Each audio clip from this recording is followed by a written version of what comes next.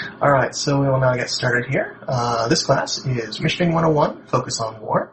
My character name is Lelira Cirim, and I've been a teacher with Eve University for just over a year now, and manager in the events department for a few months, part of the events department since our 10th anniversary in March.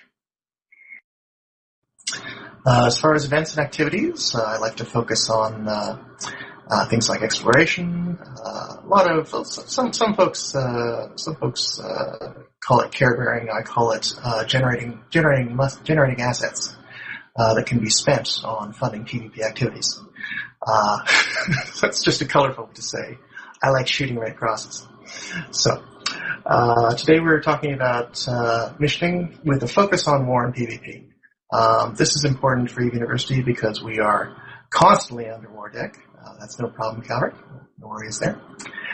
And with being constantly under war deck, a very common issue that we see is mission runners who can, if they've been fairly productive and doing it for a while, fly very blingy ships. They can get up to flying faction or navy battleships while they're doing their missions, and this presents a very juicy target for war deckers if they're running around and chasing after Unistas. So being able to do missioning while you're inside the E-UNI on your main, which is probably your primary trained up character, is very valuable for some characters, for some players. And the important thing is just being able to do it smartly, and minimizing the losses, preventing what will potentially be a fairly embarrassing loss and potentially a painful loss, depending on how much ISK you have. Alright, so because this is a Missioning 101 class, I'm not going to make assumptions on who has what level of experience with doing missioning, but we're gonna speed through some of the earlier stuff, some of the fundamentals about actually choosing missions and some details there. And we're going to talk about basically the contrast, the differences between how you would normally run a mission, say if you're in an NPC corporation, if you have an alt who isn't under threat of war deck. And we'll talk about things that are more relevant to potentially being a target, potentially being ganked, whatever the case may be. And the nice thing about this is this applies to not only under situations of a high-sec war deck, but also if you decide to start, okay, I want to start doing missions in low-sec, I want to do missions in null-sec, I want to do activities in wormhole space. Like all these situations, there's no risk at all. So if you start thinking about being under a high-sec war deck as just like every other space in the game, it changes your philosophy, it makes you think a bit differently, it makes you a bit more careful, a bit more paranoid, and really it's just the advantages of having high-sec commissioner just sort of disappear when you sort of change your philosophy like that. But as a result, you become a bit better, you become more situationally aware, and you reduce your overall threat to any attack, not just gank, not just war targets that you can see clearly in local, but potentially being jumped by anybody who's willing to reposition in order to take you down. Alright, so I'm going to start with linking some options in chat here for looking at some very useful sites. We have our main missioning guide, link to Eve Survival. So if you aren't familiar with Eve Survival is basically the preeminent wiki for tracking missions and providing information about how to complete missions effectively, all the collective information about whether you're fighting level 3 blockade or level 2 damsel in distress or level 4 something else. Eve Survival is kind of the go-to for a lot of these things. It isn't comprehensive. It doesn't have certain things that you'll find that might be accessible at other places, but for the majority of agent missions, for the majority of wormhole space sites, it's an excellent resource. It's fairly frequently updated, and just like most wikis, you can actually sign up and contribute to it, just as you would to any other wiki like ours. Okay, the second link I've put in chat there is a link to a UniWiki page on mission hubs. The value of a mission hub is that it has a cluster of agents, and in order to complete missions fairly frequently and effectively, you want to be able to you want to be able to start missions from as many agents as possible. for the corporations that you're working for in order to complete them, ideally, while you're still undocked. So you want to stack up, 1, 2, 3, 4 missions if possible, by pulling them from different agents. And this is a useful page to look at when you're deciding, okay, I want to focus on these particular corps. It'll give you an idea of where these solar systems are to sort of maximize the amount of agents you can pull at one time. But keep in mind that because this information is out there, it's also available to someone who's looking for people who are doing mission running. So, for example, the Sisters of Eve stations, this is a good example, are very well known. You may think that it's fairly far away from Eldrat, you may think it's far away from where most camping is happening, but in fact, it is just a matter of taking about 45 minutes for a war target to run around, hit all the major systems, and see who's flashing in local. And that just presents a risk. So you need to heighten your awareness for the fact that you are actually being aware to watch local. Question in normal chat. The links are showing up in lecture.etac-uni. If you're not actually logged into the game right now, I can also paste those into Mumble, no problem. Yeah, and feel free to interrupt if you have any questions or anything that I can help to do. Pasting things in Mumble as well is no problem at all. So that Mission Hubs page that I mentioned is it could do with the cleanup. If you're interested in getting some wiki points and helping to improve the wiki a bit, this is actually a really good page to spend some time on. It could definitely be cleaned up with formatting. And let's see, one more page I wanted to link for you was actually another tool that has been built by our very own Turhanbey. And this is the Agent Rangefinder. So this tool is a very good way to find out which types of agents you're looking for. It's an out-of-game tool. You can use it, I think, in both an in-game browser and out-of-game browser. You're able to link your API to it as well.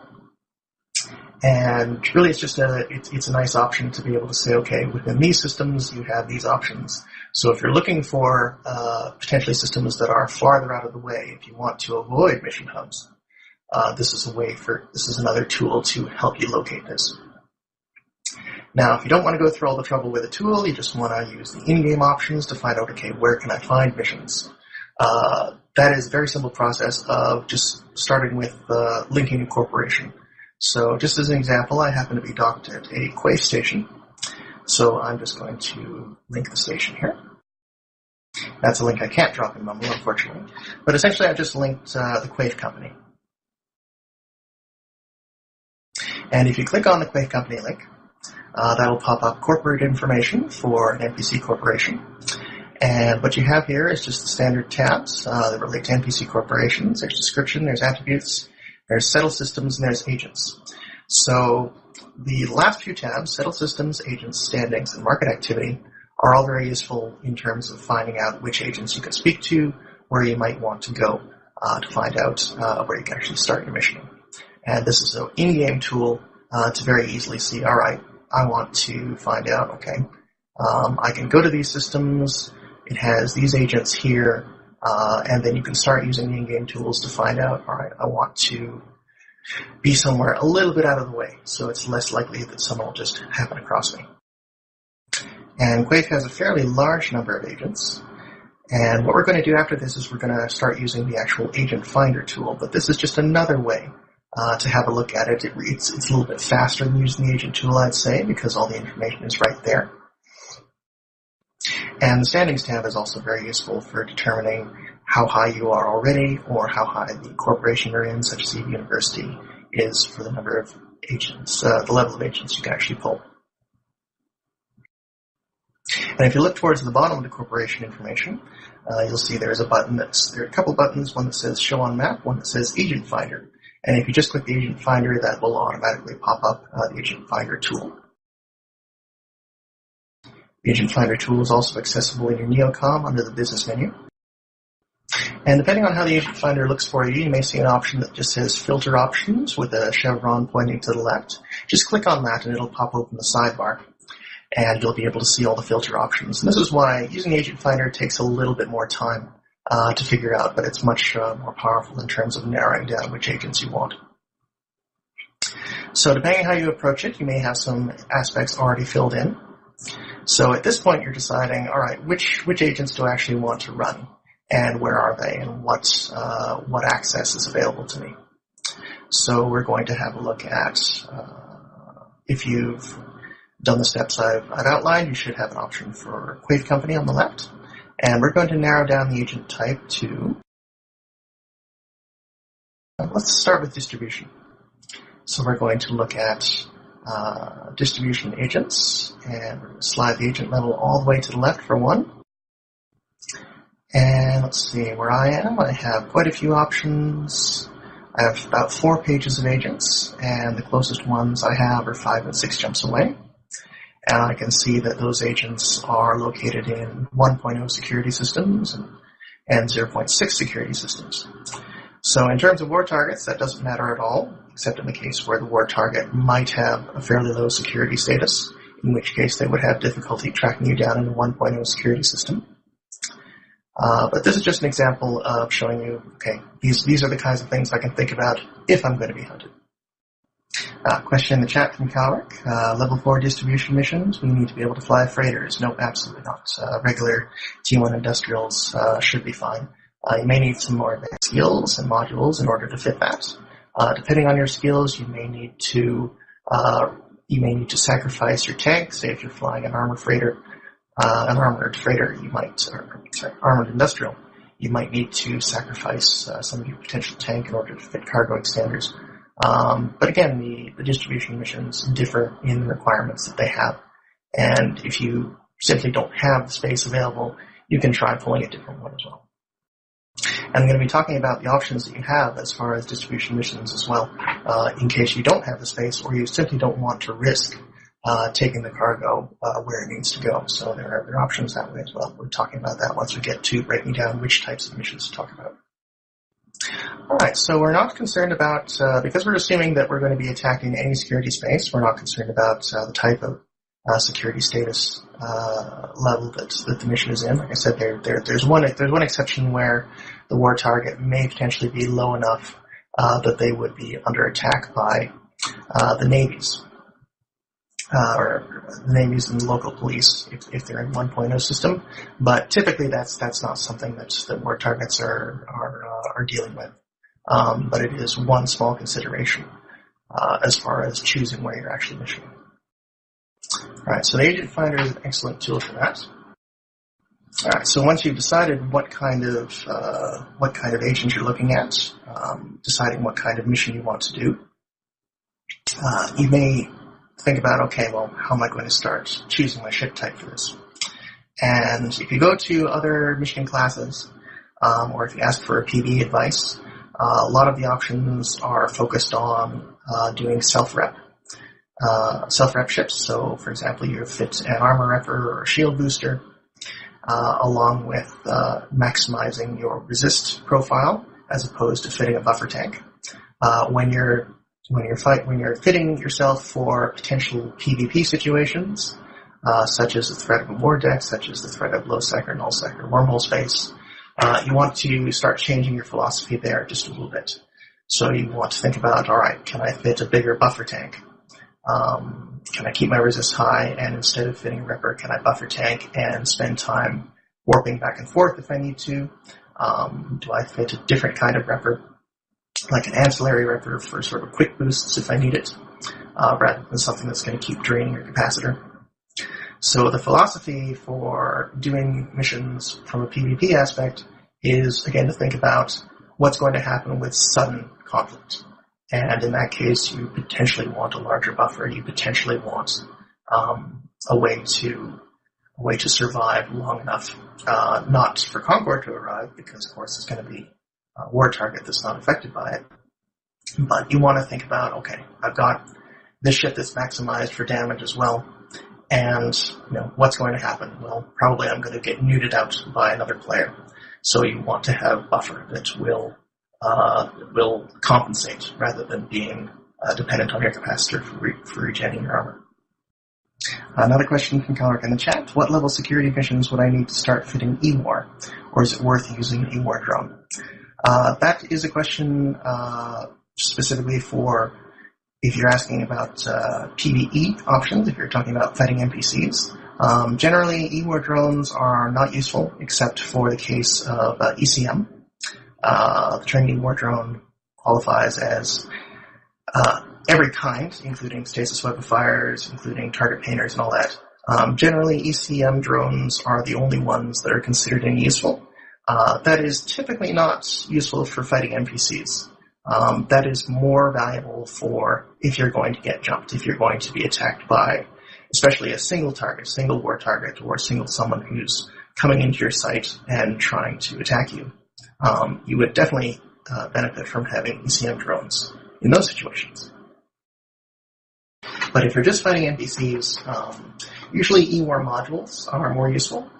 E-War modules are very good for controlling aggro, especially if you're fighting in a drone boat. It's good to pull the aggro onto yourself first. But in the case of thinking about potential PvP combat while you're missioning, it's less of a concern to have that kind of E-War. You might want to fit your E-War specifically to combat any aggression by another player. So you wouldn't make those decisions based on the actual rats you're fighting. You make it considering on who is likely to attack you, what the weaknesses of your ship are, especially. And typically, in the case of drones, that usually means the Caldari and the Hornets, all the ones that will actually break the target lock. Alright, trying to get back on track with the class syllabus here. Alright, so we've gone over, so far we've covered agent selection, locations to mission, and getting into deciding ship types. When you're deciding on a ship that you want the ship to be able to get away potentially, or to be able to survive an aggressive act. So again, we're talking about buffer tank. We're talking about not having to be so dependent on your capacitor to keep your health up. And with those situations, it does potentially reduce your ISK per hour because you may have to warp off and repair. But the point is that if you see a war target in system, if someone is trying to aggress you, you want to be able to dock up at a station as much as possible. So if that becomes part of your routine with missioning, if you're basically docking up to repair, or essentially using your repair module on the station undock, that then puts you in a safe situation. So if you're doing that, then you essentially are not worried about being aggressed. So again, it reduces your potential ISK per hour because you can't just stay out in the site and keep bashing away at the NPCs. But it gives you the option to fly safer and return to the station more frequently. Which fundamentally, if you see a war target in the system, just start docking up. Just don't expect that they won't be able to find you. Just start heading back to the station, or at least start aligning to the station immediately, because it will take some time for them to probe you down. Sarah Streff asks, is Cloak useful? Fitting a Cloak is an option. It potentially is sacrificing a high slot. Several ships, especially into the battle cruisers, have utility high slots. For example, if you're missioning in a Drake, you'll have one utility high slot that you can use for whatever you think is most useful. There aren't very many useful things you can put on a Drake in that high slot, so a Cloak is definitely an option if you have the CPU for it. But the problem is that if you're in the middle of running a mission site and you're being aggressed, you're being red boxed by other NPCs, you're not going to be able to activate that Cloak. That would make it impossible for the NPCs to hit you, and the game mechanics don't allow you to activate that module while you're being aggressed. So it's not useful in the sense of the very small amount of time where you're transitioning from room to room. After you've cleared a room, after you've removed all the aggression from the rats from the room on you. So it's of limited utility in terms of the response time that you would need. So it's hard to recommend a Cloak as an option for high-sec mission running. When we talk about low-sec and null-sec a little later, I'll get into where it's useful there. Okay, we've talked about some options for sort of solo safety. So another good option is when you're doing missioning during wartime is to group up in fleets. If you're part of a university and you happen to be hanging out in a Sisters of Eve site such as Simela, that is a very common spot for doing Sisters of Eve missions. And you may notice several people in local who are also have the green symbol next to their name. And the fact that they have a green symbol next to the name means that you're not fleeted.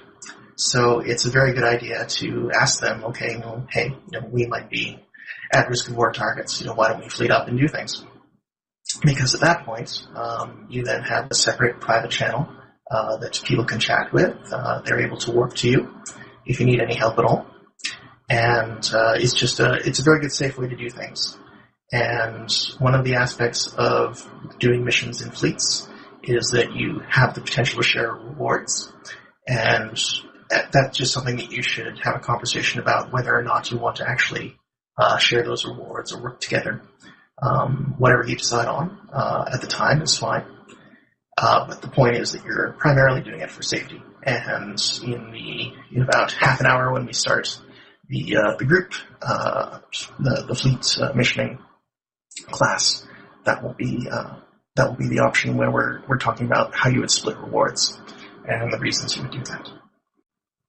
All right, other decisions to make when you're deciding on how safe and how much of a target you want to be while you're missioning. Depending on your skill level, you may have the option of Tech 2 ships. If you're trying to do level 2 missions in a Tech 2 assault frigate, that can be fairly fast and easy and profitable. It's also a fair bit safer as far as your defense options. A Tech 2 assault frigate compared to a Tech 1 destroyer for doing a level 1 or level 2 mission, you'll generally get through it a lot faster. It makes you a little bit more agile to be in a frigate class than it would be in a destroyer. So again, that reduces your profile, your likelihood to be aggressed by another player. But at the same time, again, the more valuable the ship, the potential larger target you are. And when we're talking about war deck mechanics, you don't have to. You have no concern about the survivability that you have. If you're tackled, if they can hold you, you're probably dead. So it's not even a matter of trying to out-tank someone. You have to be able to either fight back or you have to be able to call reinforcements. So deciding what ship you're willing to lose based on your wallet size, based on how quickly you can replace it, is very important. If you are able to throw away cruisers like nothing, then you won't be concerned about fitting a Tech 1 cruiser with some Tech 2 modules, and if you get blown up, so what? You can make that back probably in a different way.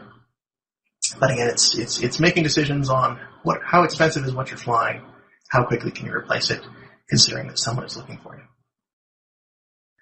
And this comes back to flying in faction battleships, such as Navy Ravens. Every major war will usually have a number of fairly expensive battleship losses to war targets. Strictly speaking, personally and officially, the E-UNI has removed its wartime standard operating procedures as far as restrictions on what you can fly. Basically, it's your ship, do what you like. And speaking personally, I do not care what people lose. If you can fly it and you lose it and you're okay with that, then that's fine. Don't let anybody be too hard on you for that. It is a fact that people will sort of look at that and laugh and sort of facepalm and decide, okay, well, why was this person doing this? So you do have to deal with that to some degree. But speaking personally, especially as a teacher, my concern is that if someone is doing that and they have this loss, then I consider that sort of failing on our part, so that we haven't taught these people to fly smarter. So it's, everyone makes silly mistakes. We have people who lose industrialists in JITA. Everyone is free to make those kinds of mistakes. It's not a big deal. It's more just of a, shake your head kind of moment. But the point is to learn to fly smarter and to make decisions about, okay, I'm willing to lose this. And really, it's no one else's job to tell you what you should be doing with your risk, with your time, or with your money. But the fact that you're here in this class shows that you're at least interested in flying smarter. So that's why I wanted to make sure to offer it. And next we'll be talking about, choosing how you fly missions. So the link I had earlier to Eve Survival is essentially a way to find out, okay, how to accomplish missions most effectively. So every aspect of an NPC mission has three different sections. So we have triggers, we have damage types, and then we have sort of the aggro profile. So triggers are defined as conditions that will activate a group already in mission pocket which are not engaged to then become engaged and attack you, or conditions that will cause another group of opponents to spawn. So knowing what triggers are in a room in advance will help you a great deal in terms of deciding, all right, these are the things that I should attack first, so that I'm not being overwhelmed by NPC aggression. Because the more incoming DPS you have, the more difficult it is to tank it, and especially if you've made a decision to buffer tank as opposed to active tank, then you have a real concern about how much incoming DPS you have, and that can involve maintaining range, that can involve being able to kite away, being able to micro jump drive if you're in a level 3 or a level 4 class ship, like a battlecruiser or battleship, and being able to control when things will actually spawn, like whether or not you have a break in between for natural shield regen to occur. So being able to use a site like Eve Survival is very useful for managing that. And you can have a look at that. And most missions will give you a profile of, okay, which group of enemies will then cause the next trigger to spawn. Some missions are laid out in such a way that you can actually look at it from an overhead view, and there will be screenshots in some cases, like this section of enemies is the primary target, and this one will cause a spawn trigger. So some of those are quite specific. The nice thing with the NPC missions is that they're always consistent. There are a few things that people tend to discover that aren't always consistent over time, like some things will be contradictory. But in general, CCP doesn't really change the mechanics of the structure of missions. And if they do, they tend to announce that. Once in a while, there's some oddities. Certainly the Incursion community and Wormhole community have recently seen a change in AI behavior, and CCP chalked that up to a bug fix, basically. But the people who are regularly on Eve Survival especially are usually quick to catch those things. Alright, so certain sites, of course, are much worse for that. For example, if you're playing Damsel in Distress, in the level 4 version, shooting Quell directly causes 6 battleships to spawn. So you can imagine the trouble of trying to tank 6 battleships right when a war target is finding you.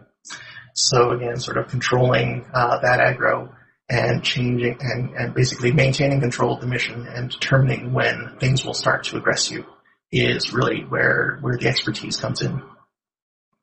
NPC missions have the benefit of you can always choose which type of damage to tank. Based on the rats that are aggressing you, you'll have a damage profile of 2 primary types of damage. For example, if you're fighting Blood Raiders, you'll have EM and Thermal to tank against. And the advantage with that is that you can fit the most powerful tank modules that you can, whether or not they're active or passive.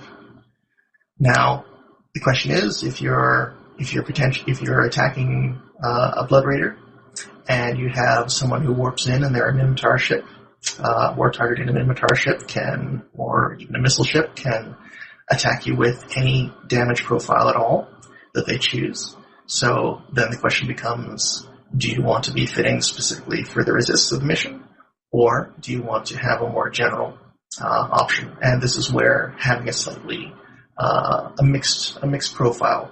For example, if you're a shield tanker, you might fit an adaptive invulnerability field and also at least 1 or 2 other shield tanking modules specifically for the NPCs. And that will just sort of cover as many bases as possible. So again, it's a change in philosophy for if you're only focused on PvE, you know exactly what to do, but you have to be a little bit more of a generalist if you're expecting PvP combat as well. There's notes here as well in syllabus to have a certain amount of OPSEC in that you don't tell people what kind of mission you're fighting. what kinds of missions you're doing, what area of space you're in, because it is generally a good way for spies to be informed what you're primarily tanked against.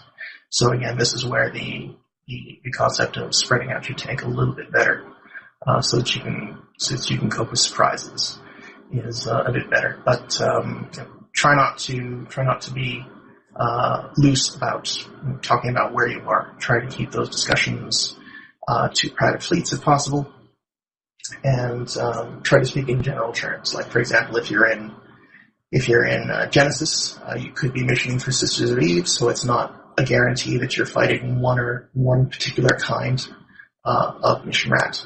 So, but once people know what you're fighting as opposed to who you're fighting for, it's much easier to determine, all right, their resist tool is primarily going to be kinetic or explosive because they're not tanked for.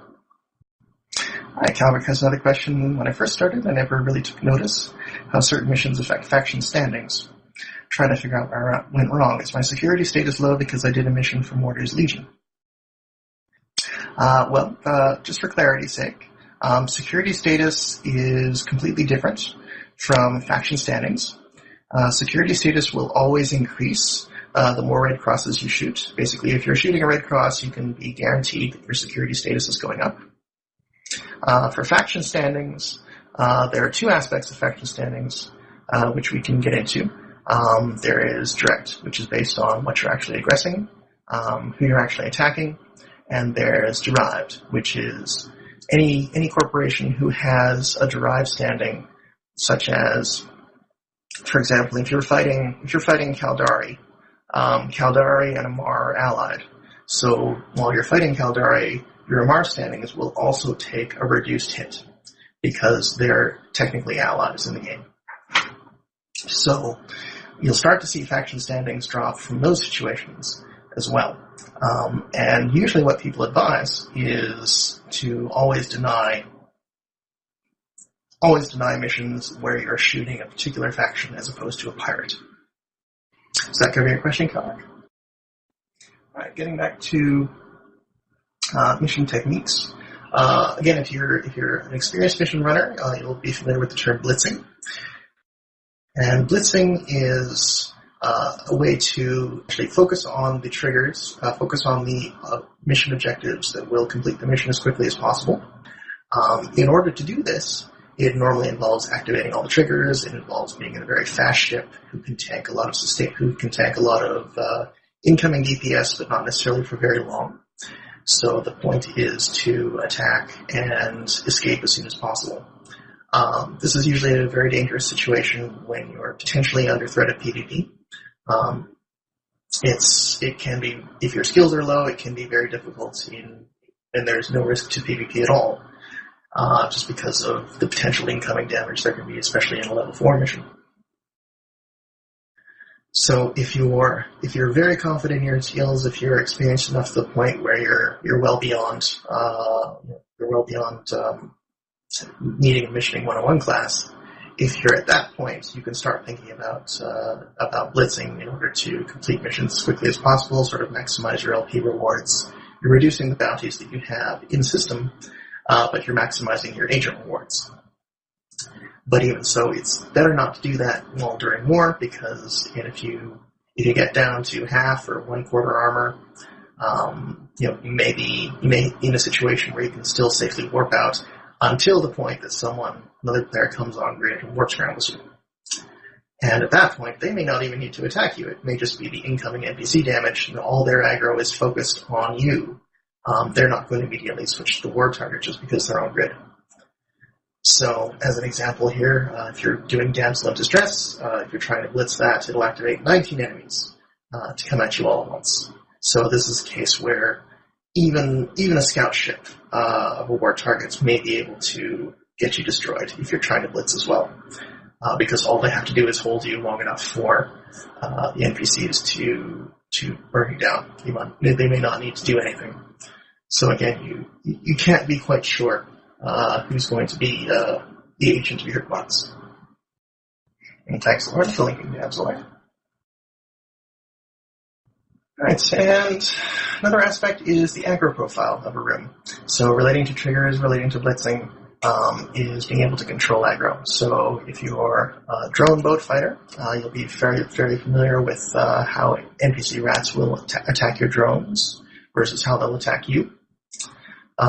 Drones can also cause things to activate prematurely, because drones are very often set to the aggressive profile when you're missioning as opposed to passive. It's possible for them to aggress things that will include triggers that are toggled by aggression, not destruction. So a drone attacking one particular thing, again, if it decides to attack cruel, that'll spawn those 6 battleships. So being able to manage your drones a bit more consciously is very important.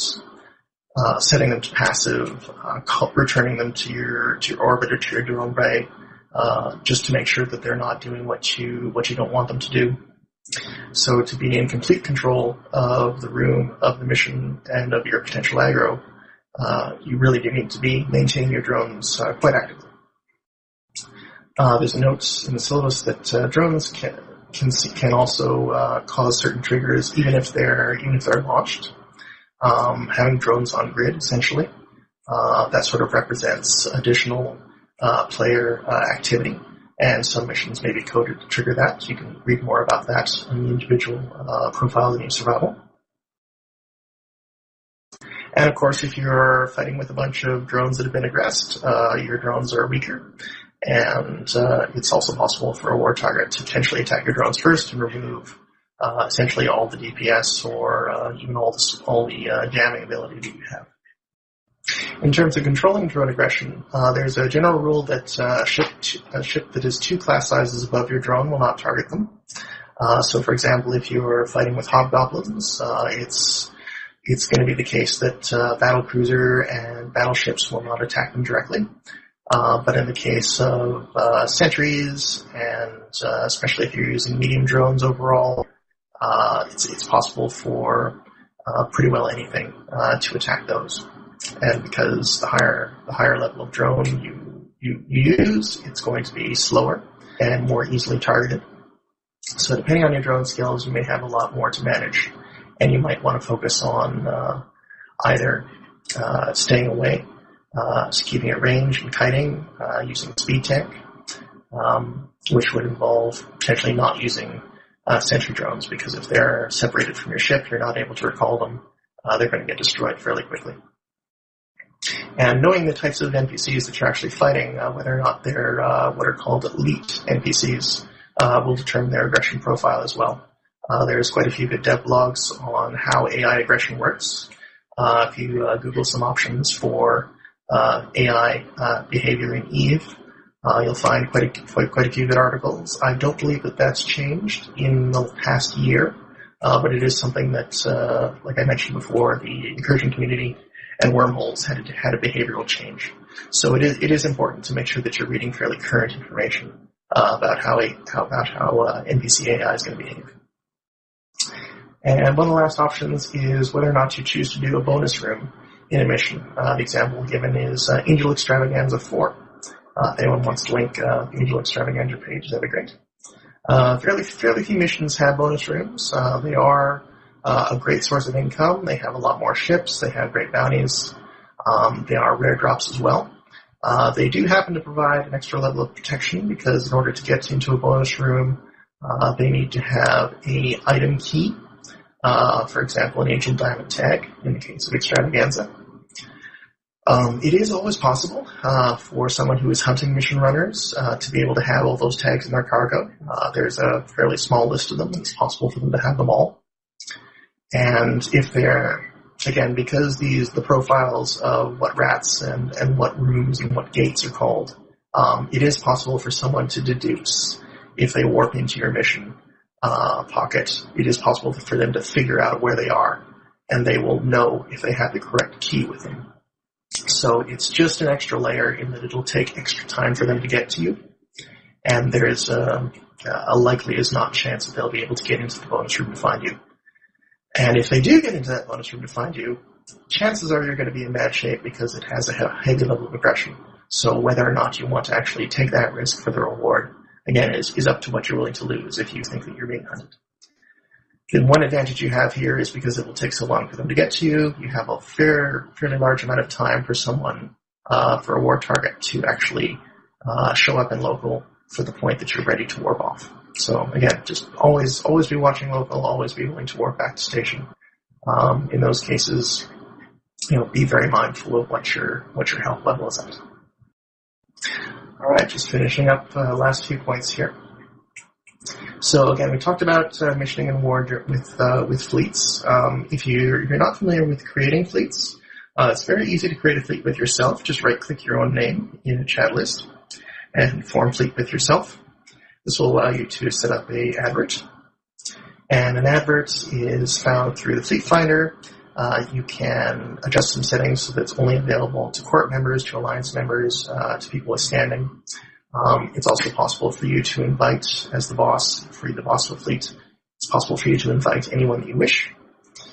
And if you're creating a missioning fleet, this is absolutely what you should be doing in terms of security and making sure that no one else is able to track you down. So one of the points of that, if you are able to, I will just see. So if you open your Neocom menu in the game, under the social menu is the option for fleets, and that will pop open the Fleet Finder.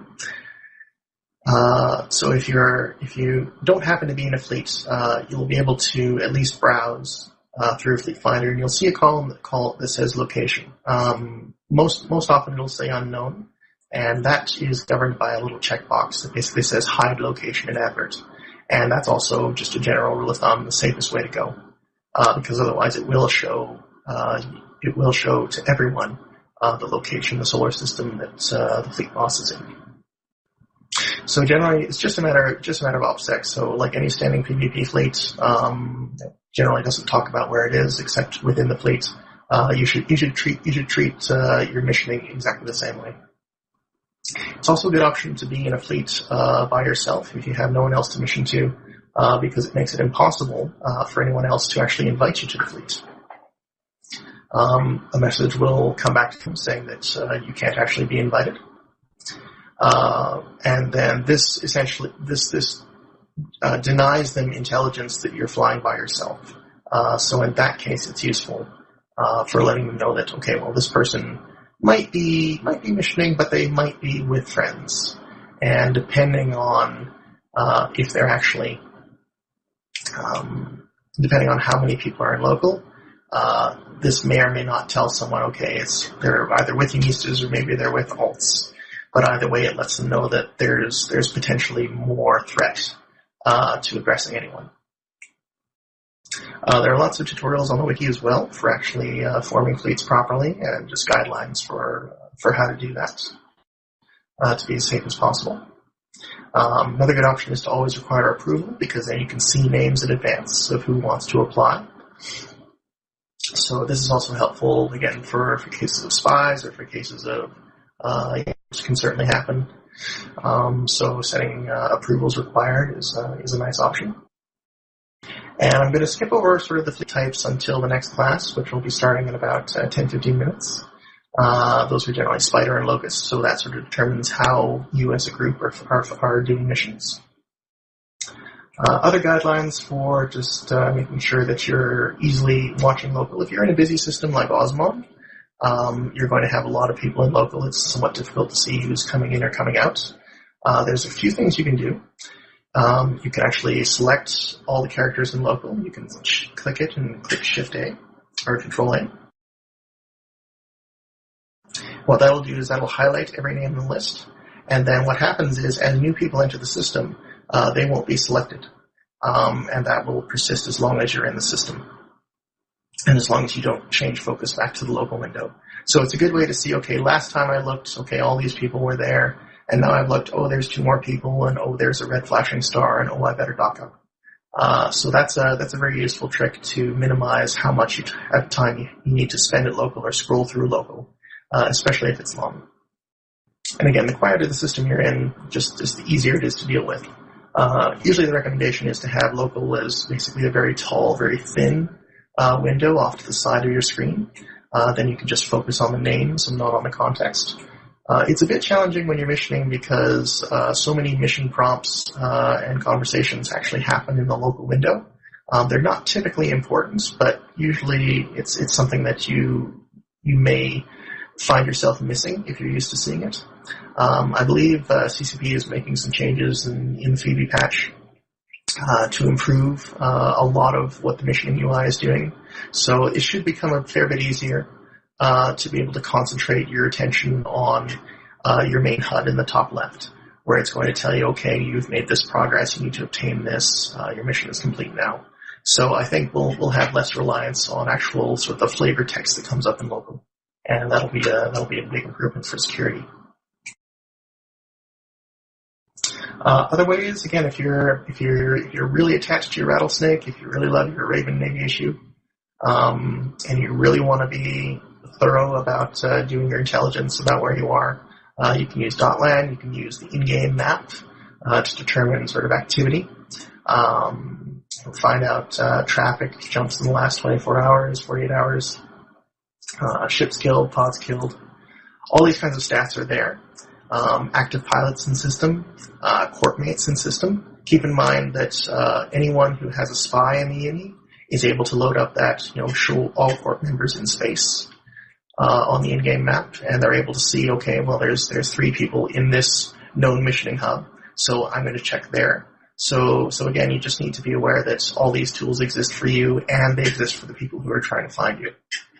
So as long as you realize that you both have equal ground, you can decide how well you want to use the tools that are available. And of course, within the E-UNI, we have our live intel channels, we have our ILN channel, we have a general channel as well. I believe it's IA space CIC. So we have a couple different options for reporting intel, especially during wartime. And we also have a in-game browser tool as well, the live intel map. So we have all these different options to sort of keep track of where war target settings are. Again, these are only pertainable to war targets specifically. If you're doing anything in low-sec or null-sec, you're at risk from essentially everyone who's neutral. So that's a definite concern. So you still need to be aware of local and potentially using DScan. And just a quick talk about DScan. You want to be able to get into the habit of descanning. If you have wormhole experience, this is probably second nature to you now. But in systems of various sizes, you still need to be able to recognize, okay, there are ships that I don't know, and they're getting closer to me. If you start to see combat probes, that's a very clear indication that someone is looking for you. If the combat probes are close enough that they'll pick up on your DScan. Once you start seeing that, you should absolutely start aligning and getting ready to dock. And other examples, like if you see destroyers forming up, maybe they're going after the miners in the belt next to you, but ideally if you're at risk from war targets, just be aware that these things may be showing up out of corp in order to take you down. A little bit of talk about acceleration gains. Fighting aligned. If you've done any mining, you may be familiar with the term mining aligned. You can also fight aligned. You can align to the sun, you can align to a station, and NPCs will simply just kite you and follow you if they are aggressing you.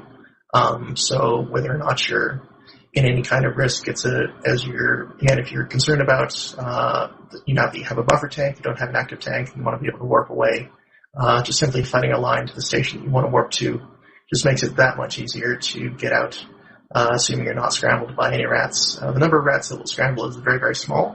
But again, you want to, if you see another player ship on grid, you want to be able to get out as fast as possible. So fighting aligned is an excellent option for missions. Much easier to deal with than mining even. Alright, we had some questions about things like rewards and doing standings and faction. I can talk a little bit about that. Let's see here.